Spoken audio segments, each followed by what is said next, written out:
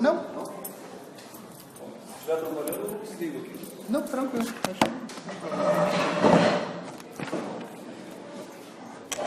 Boa noite a todos.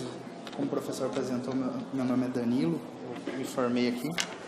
E hoje eu queria compartilhar com vocês, na verdade eu gostaria de ter preparado uma apresentação mais coerente. São muitas ideias e eu não consegui, por falta de tempo, estabelecer uma ordem de maneira mais sistemática esses pensamentos, essas ideias. Basicamente, eu trago um pouco do resultado da minha pesquisa anterior, que foi sobre a liberdade da vontade como pressuposto da moralidade em Kant, que é uma ideia que eu tentei defender e sustentar que ela realmente ocorre dentro de Kant, de que para haver uma moralidade é indispensável que haja a liberdade, que a liberdade é um pressuposto necessário, porque quem não tem liberdade não é responsável, logo ele também não pode ser moral. A moral exige essa liberdade. E fora essa questão da liberdade como pressuposto da moralidade, durante a pesquisa, algo que me incomoda muito, porque eu tenho uma formação jurídica, eu sou advogado também, e eu me aproximei de Kant porque ele tem uma forte relação com a área do direito. Algo que me chama muito atenção nessa questão ética, nessa questão moral que está por trás dos fundamentos também jurídicos, é a questão da dignidade.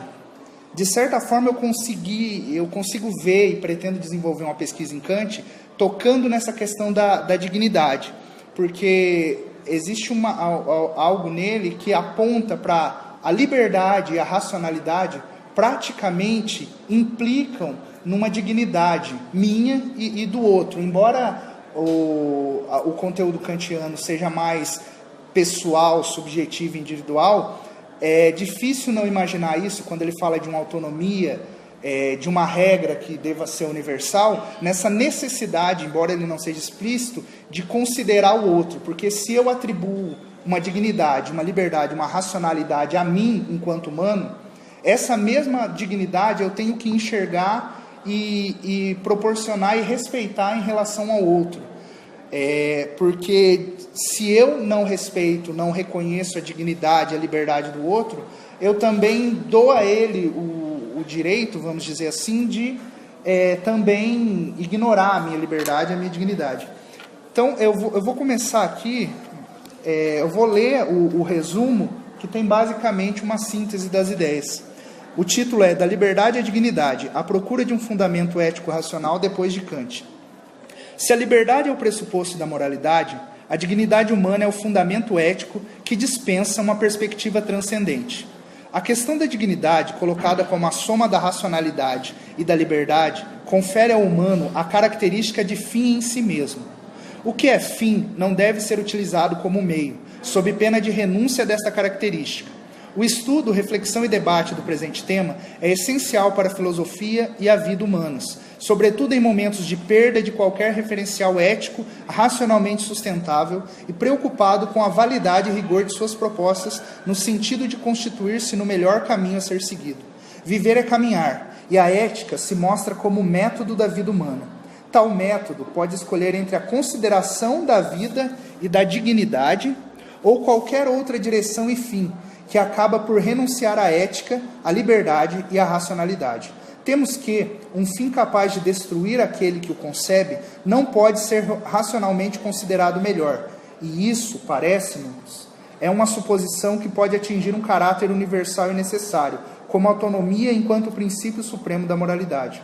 A subjetividade acaba por remeter à intersubjetividade. A causa não pode decretar o seu fim. A liberdade da vontade não deve renunciar a si mesma. O homem não deve racionalmente determinar sua extinção. Entendo por ora que a queda no abismo da ausência do ético não é salutar ao homem. Os enganos de sua caminhada têm trazido imensas perdas e retrocessos, quando se poderiam atingir incalculáveis avanços. Não tem sido a natureza ou a racionalidade o fundamento ético na atualidade. Ao contrário, motivos como o interesse econômico, ao negar a razão e a natureza, têm orientado o agir por meio de ilusões infundadas. Orientamo-nos por crenças compartilhadas. Porém, tais crenças não resistem a um exame mais apurado de sua coerência, porque não realizam os fins que supostamente almejam. Nenhuma crença se sustenta sem capacidade de convencimento, sobretudo quando se apresenta indiscutivelmente falaciosa. Embora os comentadores discutam a questão do fracasso de Kant na sua proposição ética, a proposta ética kantiana de, a partir da liberdade da vontade, estabelecer o princípio da autonomia que conjuga razão e liberdade, a permitir um imperativo que aponta para a dignidade humana e se mostra como perspectiva em qualquer subjetividade racional, é plenamente cultivável no contexto social. Entretanto, a dignidade não impõe nada além do respeito mútuo da liberdade e racionalidade alheia, com todas as suas eventuais diferenças. E quando se desvia disso, não é mais que outro conceito vazio e desmoralizante. Então, com base nisso, nessas ideias que eu tenho formulado, é possível entender que Kant geralmente é tido como chato, vamos Nietzsche, Deleuze, que é mais divertido, que tem algo mais forte, mas eu observo uma possibilidade, a abertura de uma possibilidade aqui, que o pensamento dele se torna maior do que ele mesmo. Que quando eu passo a considerar o outro, a identificar a liberdade e a racionalidade do outro e atribuir um respeito, um valor a isso, necessariamente eu compreendo que eu tenha que respeitar a diferença do outro, que eu tenha que esse princípio ele não limita, mas ele traz uma abertura de uma ilimitação desse respeito pela dignidade alheia, que eu tenho que conservar essa dignidade e um meio disso é respeitar a liberdade. Embora não tenha nada explícito na obra dele em relação a isso, tem um trecho de preleções que foram anotadas que ele dá algumas chaves. Como a liberdade acaba por se constituir no conceito-chave da modernidade, e Kant deu uma fundamentação filosófica para esse conceito de liberdade, senão ele fica algo muito, muito amplo. A liberdade é não ter restrição. Mas essa liberdade de Kant, não sei se vocês tiveram ou têm oportunidade, futuro ter a oportunidade de estudar, ela é uma liberdade que ela mesmo se autolimita, porque ela reconhece uma dignidade, um fim em si mesmo. E ela só pode querer cumprir um dever. Um dever de quê? De respeito à dignidade do outro. Essa não é exatamente o que Kant diz, mas é o que eu consigo pensar nessa abertura desse caminho da dignidade. Então, tem um trecho aqui, a liberdade do homem é a condição sob a qual o homem mesmo pode ser fim. Eu preciso pressupor a liberdade do ser, se ele deve ser um fim para si mesmo. Tal ser necessita, portanto, ter liberdade da vontade. Se apenas seres racionais podem ser fins em si mesmos, então eles não o podem ser porque possuem razão, mas porque possuem liberdade. Então, de certo modo, não é necessária apenas a razão, mas essa liberdade também tem que existir, essa liberdade. A razão é meramente um meio. O homem poderia produzir através da razão, sem liberdade, segundo leis universais da natureza, aquilo que o animal produz através do instinto. Somente quando um ser racional é livre em sentido positivo e enfático de que esta liberdade é uma lei para si mesma, é que um tal ser é um fim em si mesmo. Leis morais se dão então em sua propriedade como ser racional e livre, e só então ele tem dignidade. O valor intrínseco do homem assenta sobre sua liberdade, no fato de que ele tem uma própria vontade. O valor intrínseco é determinado aí também como dignidade. Então, esse valor intrínseco do homem, caracterizado por essa conjunção de liberdade e racionalidade, confere a ele uma dignidade que pode servir como princípio e como uma projeção. Não sei se vocês têm muita familiaridade com esses conceitos de Kant, da liberdade e da vontade. Para Kant, os princípios práticos estão em nossa razão e constitui o fio condutor da suprema faculdade de ajuizamento. Então, nós temos uma capacidade de julgar o que é moral ou não. E nós agimos por dever, que é a necessidade de uma ação por respeito à lei. E que lei que ele enxerga? Uma lei que a pessoa, com sua liberdade, ela encontra para si mesmo. Uma lei que confere um princípio pleno de autonomia. Um princípio em que eu me reconheço como racional e livre a ponto de desejar que essa liberdade, que essa racionalidade, que essa dignidade seja algo que eu espere e que eu também produza em relação ao outro. Tenho... Não sei se eu estou lendo demais aqui, mas algumas ideias aqui. Nós vivemos um momento em que talvez possa... Kant não tem muito a ver com um evento, o que é filosofia, que parece ter mais uma pegada Deleuze, Nietzsche, algo mais forte, mais intenso, mas o pensamento ele sempre liberta, na minha opinião, a partir de Kant também, na minha concepção. O pensar liberta e a filosofia recria o mundo. Pense que pensar é tudo o que não querem que faça. Com relação a Kant, cada um tem um conceito de filosofia. Ele diz que não se ensina a filosofia, se ensina a filosofar. Filosofar é mais que um pensamento, mas a chave disso é um pensar. E talvez não seja ensinar, porque isso é difícil, mas estimular essa atividade de pensamento. Eu tenho um texto que eu escrevi aqui: pense que pensar é tudo o que não querem que faça, porque assim fica mais fácil te dominar, usá-lo como meio para fins que não são os seus. Então, o humano, agora, por exemplo, um exemplo prático, uma lei trabalhista que legaliza a terceirização. Com a terceirização, o ser humano deixa de ser um fim em si mesmo, e ele passa a ser um produto. Eu vou até uma pessoa e digo: traga para mim 10 humanos aqui, como eu vou e peço, traga para mim 10 canetas. Então, essa relação direta, porque o trabalho é algo que está dentro da dignidade e da potência e da força humana. Então, quando o ser humano é utilizado como um fim, eu estou desrespeitando essa dignidade. E quando eu desrespeito a dignidade de outro ser humano, eu estou dando a ele, de certa forma, a autorização de também desrespeitar a minha. Então, essa subjetividade, ela deveria, e eu acredito que é um pensamento racional, não precisa ser emocional, pode ser racionalmente extraída essa ideia. E é isso que o Kant tenta fazer. Se quer viver sem pensar, acha mais fácil e seguro, melhor que pensem por você e lhe digam que é bom ou ruim, que precisa ou não precisa fazer, ótimo, a opção é sua. Afinal, liberdade não é algo fácil, não é algo que você queira. Mas saiba que isso o tornará sempre dependente. Será muito difícil que alguém pense no seu bem. Geralmente pensam de um jeito em que você tem todos os deveres e nenhum direito, a não ser o de obedecer, por mais injusta que pareça a ordem. Afinal, você escolheu que pensassem por você. Assim você vai passar pela vida e morrer como se não tivesse vivido, porque nunca fez o que de fato queria. E dizem que a filosofia não é importante, que não serve para nada, só para pensar, e pensar é trabalhoso e cansativo. Mas pensam para manipulá-lo, para usá-lo como ferramenta e fim de terem uma vida com sentido, enquanto a sua é vazia e escrava, cheia de sonhos que provavelmente não poderá realizar. Na verdade, se tem medo de que vocês pensem e transformem um participe de modo efetivo do mundo, sendo senhores de seus próprios destinos. A vida de um ser humano não tem preço, mas sim dignidade. E dignidade é algo com valor absoluto, não negociável, apenas merece respeito. Podemos agir por dever, porque somos livres. Nossa vontade é livre para determinar o modo como nos comportamos.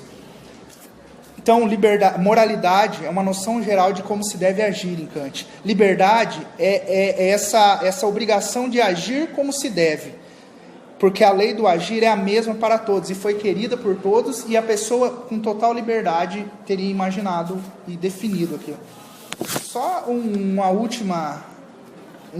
textinho mais emocional também, de provocação, que eu fiz essa tarde, e eu gostaria de dividir com vocês, até para a gente discutir ideia, que não estou aqui, eu estou simplesmente jogando ideias que talvez a gente possa... Nesses corpos débeis e frágeis, que definham e se exaurem com tanta rapidez, habitam pensamentos e sentimentos. Pensamentos e sentimentos que impulsionam a querer mais que a mera subsistência, que clamam por existência. De certo modo, eu fui inspirado pelas palestras que eu assisti nos dias anteriores aqui do evento. Existência que só se dá com liberdade e dignidade. Liberdade e dignidade que derivam de uma resistência ao impulso nocivo da conformação e formatação diante de verdades inventadas por outros para subordinar e constranger a existência e a pujança da vida que os pensamentos e sentimentos inspiram para além da transitoriedade dos corpos limitados. Um mergulho no infinito das possibilidades da impossibilidade. Basicamente é isso. Eu agradeço a atenção de vocês.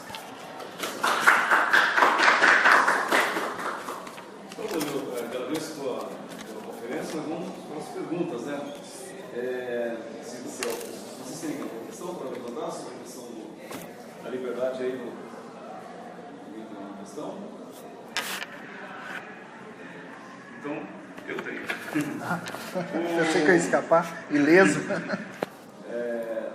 Isso não está no texto, mas quando eu comecei na fala, você fala uma coisa que me chamou bastante atenção em relação à questão da dignidade com a liberdade. Né? Você fala que se eu não respeito a liberdade do outro, só que eu não lembro bem se eu tinha falado com ela, mas à medida que eu não respeito a dignidade do outro, eu deixo de ser livre. Ser livre é agir pelo dever, o dever significa que todo mundo tem que agir racionalmente, tem que agir de acordo com o imperativo categórico, né? Não é hipotético. Para você ser livre, você tem que agir de acordo com a categoria, com o dever. Né? Se eu estiver errado, você pode me corrigir, mas assim, aprendi dessa forma. Então, se eu não respeito a liberdade do outro, a dignidade do outro, automaticamente eu não sou mais livre. Até porque o imperativo categórico tem esse caráter universal, que eu tenho que querer algo que eu imagine que possa ser querido, que possa ser sustentado em todas as hipóteses. Só que isso é reduzido no exemplo, na questão kantiana, como por exemplo naquele caso, um princípio que eu quero tornar universal, vamos dizer, não mentir. Aí de repente o meu irmão tem um desafeto, é um exemplo que tem na fundamentação da metafísica dos costumes. E esse desafeto está querendo matar o meu irmão e entra na minha casa. Por princípio moral, por dever, se eu estabeleci como máxima não mentir, e essa pessoa perguntar, o seu irmão está aí? Se eu estiver mentindo, eu estou quebrando essa espécie de um pacto de confiança que existe e que dá validade. Então, tem que ser mais profundo, essa norma tem que ser universal. E eu enxergo na dignidade uma possibilidade, eu pretendo estudar e desenvolver isso, uma possibilidade de abrir para essa questão da diferença e da dignidade acima de todas as situações. Porque a partir do momento que eu estabeleço essa plenitude da dignidade, que a liberdade se autolimita, ela se autolimita porque o ser humano é um fim em si mesmo. Então ela não pode ser negociado, essa dignidade, esse valor da vida, que é mais que um valor, porque existem coisas que têm preço, existem coisas que têm valor, e existem coisas que têm dignidade, que seria o ápice o máximo respeito deveria ser a dignidade da vida, das escolhas e do que as pessoas executam nas suas vidas, desde que isso não vá em conflito com a dignidade de outro. Isso geraria um respeito absoluto. Não, isso é certo, então eu respeito sem contestar, que talvez tenha um valor mais forte do que a lei, porque no fundo não é o medo da punição que me coage, que me constrange a não fazer determinada coisa, mas é uma educação própria, uma aceitação daquela norma, daquela norma moral, daquela regra ética, como algo que merece ser respeitado. Então é nesse sentido, mais ou menos, que eu enxergo. Alguma questão mais? Se depois nós tivermos uma questão de Deus, eu você falou que eu queria conceito de liberdade, portanto, você pode vir? Posso tentar. Porque daí tem o meu contrário do que você está falando, o que o Hobbes pensa, né? Pode ser? Sim. Essa questão do dever, por exemplo, a liberdade da vontade, se você tem em mente depois. Beleza, vamos mudar. Obrigado. Alguém de vocês vai apresentar? Nem você? Então vai ter que ser eu mesmo. Tem jeito.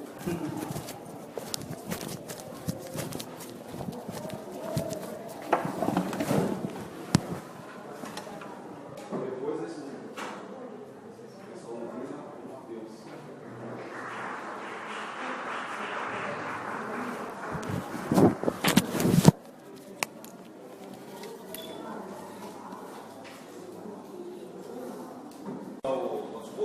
Não. Não? Se estiver trabalhando, eu não desligo aqui. Não, tranquilo.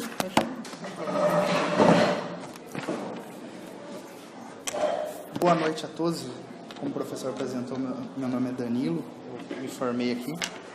E hoje eu queria compartilhar com vocês, na verdade eu gostaria de ter preparado uma apresentação mais coerente. São muitas ideias e